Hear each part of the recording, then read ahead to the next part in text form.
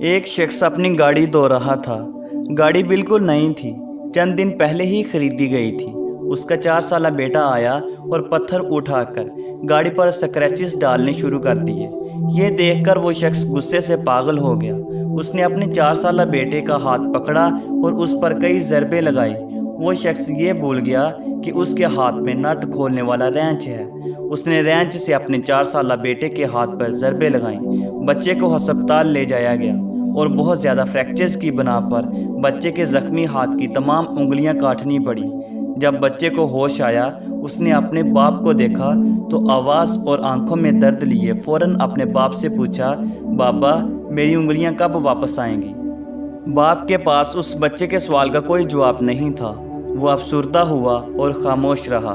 وہ گھر آیا اور غصے سے اپنی کار کو ٹانگوں سے ضربیں لگانے لگا۔ تھک ہار کر وہ کار کے پاس بیٹھ گیا۔ اس وقت اس کی نظر ان سکریچز پر پڑی جو اس کے 4 سالہ بیٹے نے پتھر سے لگائے ہوئے تھے۔ وہ سکریچ نہیں تھے، اس نے پتھر سے ایک گاڑی پر ایک فقرہ لکھا تھا، لو یو پاپا۔ اگلے دن اس شخص نے دل برداشتہ ہو کر خودکشی کر لی۔ غصے اور پیار کی کوئی حد نہیں ہوتی۔ یہ فیصلہ آپ کو کرنا ہے کہ خوبصورت زندگی گزارنے کے لیے ان دونوں میں کون سا مناسب راستہ ہے۔ پرانے وقتوں میں چیزیں استعمال کی جاتی تھیں اور انسانوں سے پیار کیا جاتا تھا۔ ہمارے دور کا المیہ یہ ہے کہ چیزوں سے پیار کیا جاتا ہے اور انسانوں کو استعمال کیا جاتا ہے۔ ہر دن صبح کو گھر سے یہ خیال دماغ میں بٹھا کر نکلیں کہ چیزیں استعمال کرنے کے لیے ہیں اور انسان پیار کرنے کے لیے ہیں۔ یہی ایک راستہ ہے جس سے ہم اپنا اور دوسروں کا دن اچھا بنا سکتے ہیں۔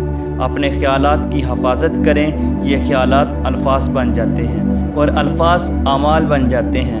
اپنے اعمال کی حفاظت کریں، یہ عادات بن جاتی ہیں اور اپنی عادات کی حفاظت کریں، یہ کردار بن جاتی ہیں۔ اگر ویڈیو اچھی لگے تو لائک کے بٹن کو پریس کر دیں اور مزید اچھی اور اخلاقی ویڈیوز دیکھنے کے لیے ہمارے چینل کو ضرور سبسکرائب کریں۔ جزاک اللہ۔